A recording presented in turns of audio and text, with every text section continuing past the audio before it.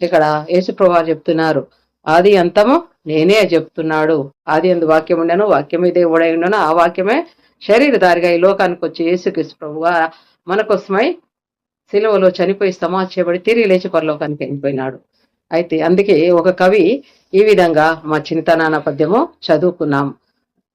ఏమని చదువుకున్నామంటే, ఎవని చేజనించు జగమవని లోపల నుండు లీనమై ఎవని అందుడిందు పరమేశ్వరుడెవ్వడు మూల కారణం వెవ్వడనాది మధ్యలయుడెవ్వడు సర్వము తానే అయిన వాడెవ్వడు అట్టి వాణిని ఆత్మభజింతున్. ఆ కవికి ఆ దేవుడు ఎవరో తెలవలేదంట.